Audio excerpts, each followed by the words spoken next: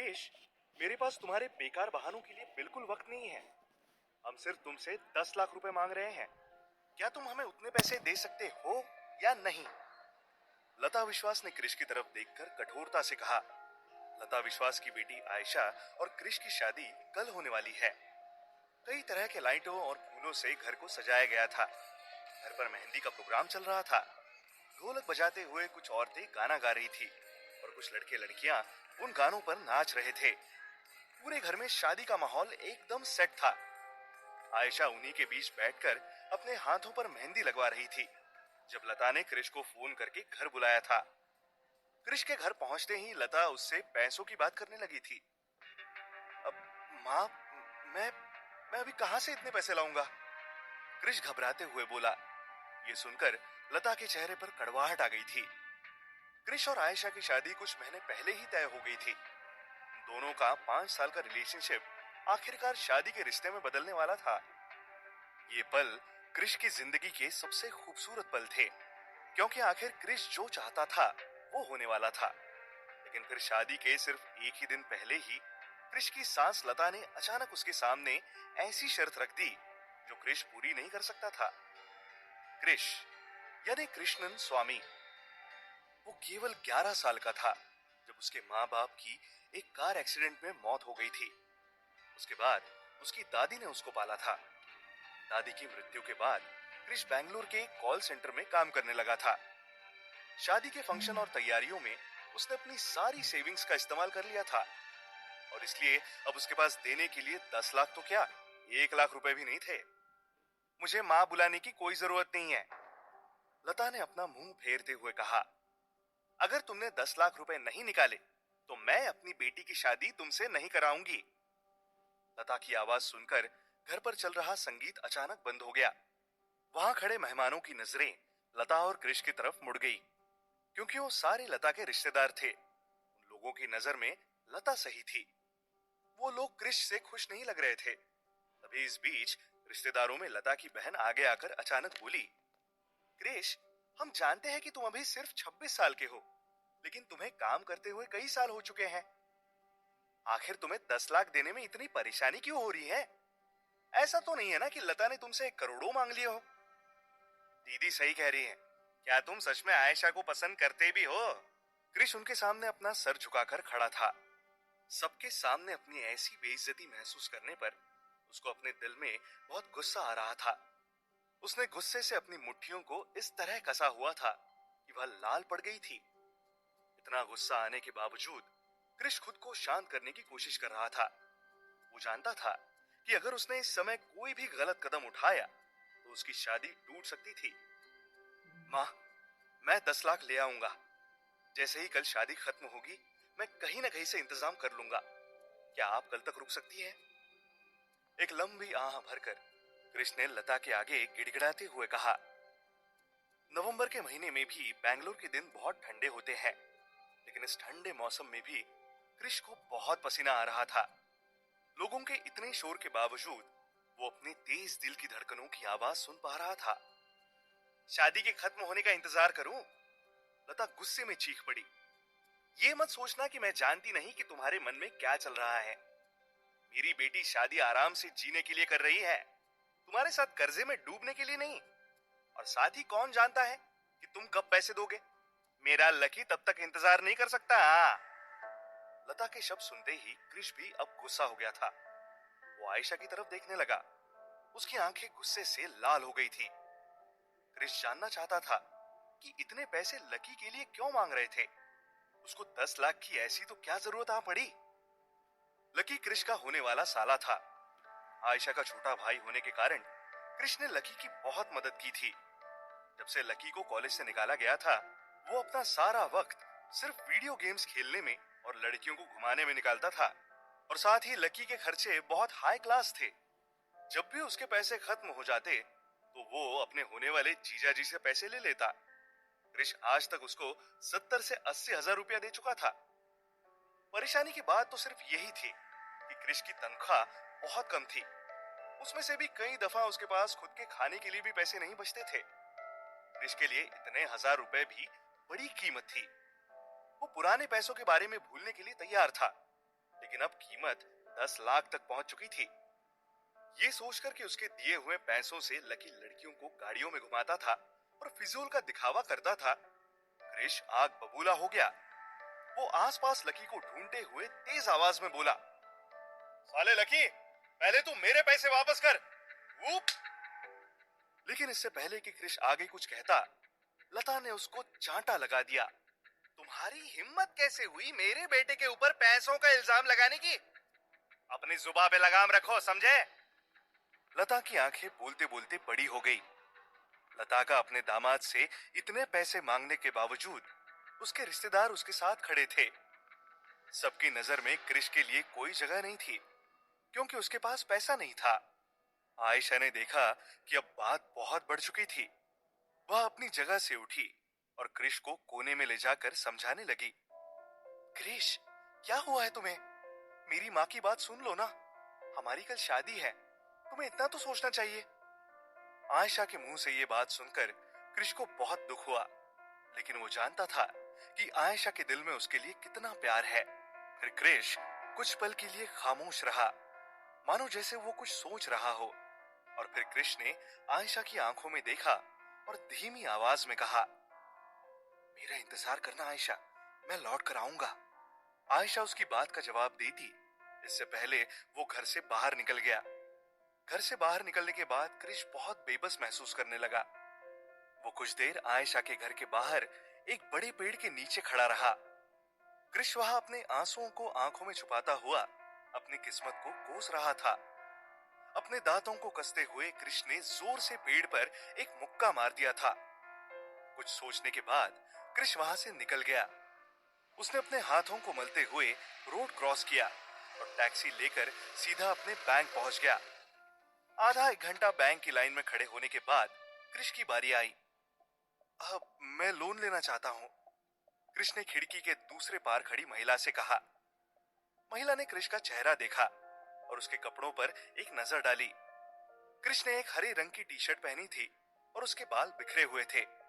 वो सीधा बोली, सर, हम आपको इतनी बड़ी अमाउंट ऐसे नहीं दे सकते। क्या मैं आपसे जान सकती हूँ कि आपको लोन क्यों चाहिए? अब मेरी कल शादी है और उसी के लिए मुझे इतने पैसों की जरूरत है, क्रिश ने हिचकिचाते हुए कहा। सर, क्या आपके नाम कोई जमीन है जिसे हम यकीन कर सकते हैं कि आप बैंक के पैसे लौटा देंगे? महिला ने क्रिश से पूछा। क्रिश की तरफ से कोई जवाब न आने पर महिला सब समझ गई और क्रिश को लाइन से हट जाने के लिए बोली, आप प्लीज साइड हो जाइए, आपके पीछे और लोग भी हैं। क्रिश थका हारा बैंक से बाहर निकल गया। वो फिर पैसों को और अपनी बदकिस्मती को कोसता हुआ आगे चलने लगा। दिन ढल रहा था। आसमान का नीला रंग बिना कुछ कहे काला हो रहा था। क्रिश बैंगलोर की बेनाम सड़कों पर भटक रहा था। वो चलते चलते एक बार के सामने आकर रुक गया। अंदर घुसते ही गानों की तेज आवाज और रंग बिरंगी लाइट क्रिश की आंखों में चुभने लगी। वो कोने की किसी सीट पर बैठा वेटर को बुलाकर विस्की का ऑर्डर देने लगा। आज तक उसने सिर्फ सुना था कि लोग अक्सर अपने दिल का दर्द भुलाने के लिए शराब का सहारा लेते हैं, लेकिन आज ऐसा लग रहा था कि उस सहारे की जरूरत उसे खुद थी। ड्रिंक आते ही उसने एक बार में ही पूरा गटक लिया। उसका गला बहुत जल रहा था, लेकिन उसके दिल के दर्द में कोई असर नहीं पड़ा। एक ड्रिंक के बाद उसने 3-4 और ड्रिंक मंगाई और फिर 5वीं ड्रिंक पीने के बाद उसने अपना होश खो दिया। बार में एक अनजान आदमी आकर क्रिश के बगल वाली सीट पर बैठ गया। क्रिश नशे में आसपास लोगों से बातें करने लगा। मैं आयशा से बहुत प्यार करता हूँ। मैं सिर्फ उसी से शादी करना चाहता हूँ, लेकिन मेरे पास पैसे नहीं है ना, इसलिए मैं अपनी आयशा को हार चुका हूँ। आसपास कोई भी क्रिश की बात को ना सुनकर अपने में ही बिजी थे। बगल में बैठा हुआ वो अनजान आदमी भी क्रिश की किसी बात का जवाब नहीं दे रहा था, मानो वो भी क्रिश की बात को अनसुना कर रहा हो। क्रिश को किसी का रिस्पांस नहीं मिल रहा था, इसलिए कुछ देर बाद क्रिश अपनी जगह से उठा और फिर उस आदमी के पास आकर बोला, भाई, तुम तो समझते हो ना, पैसा कितना जरूरी है जिंदगी में। काश मेरे पास इतना पैसा होता। ये सुनकर उस अनजान आदमी की आंखों में अजीब सा बदलाव आने लगा।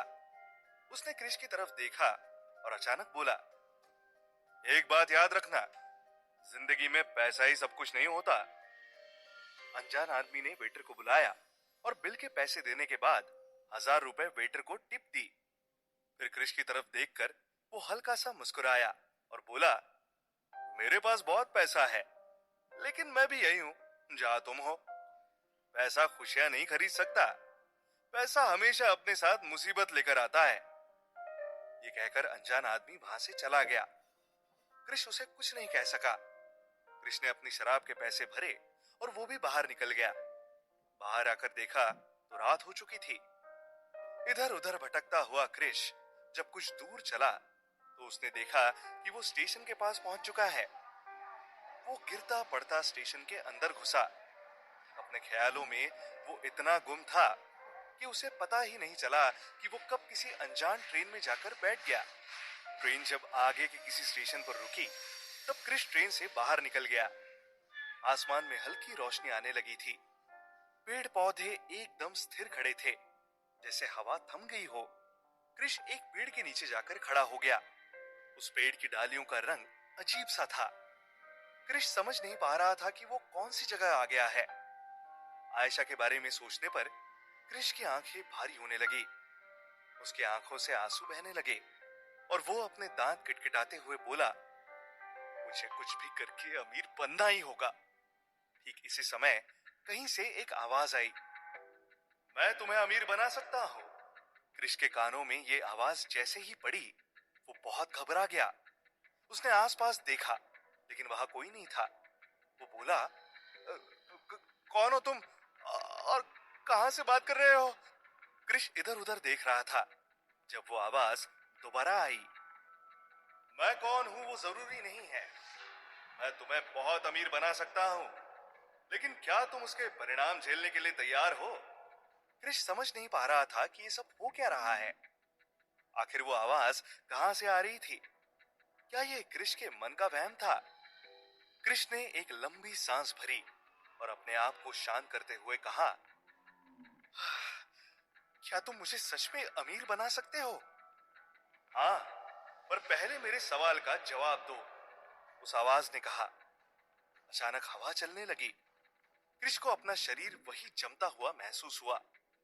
अपने मन में मौजूद एक डर के बावजूद उसने हाँ कह दिया। हाँ, मैं कुछ भी करने के लिए तैयार हूं, क्रिश ने एक ही सांस में कहा। क्रिश ने यह कह तो दिया था, मगर उसने उस आवाज की हर एक बात पर विश्वास नहीं किया था। फिर भी कहीं ना कहीं उसके दिल में एक आशा की किरण जल रही थी। क्रिश की बात पूरी होते ही उसके दिमाग में एक नोटिफिकेशन की आवाज आई। कोई बदलाव ना आने पर उसे लगने लगा कि शायद ये ज्यादा शराब पी लेने की वजह से उसके साथ हो रहा था।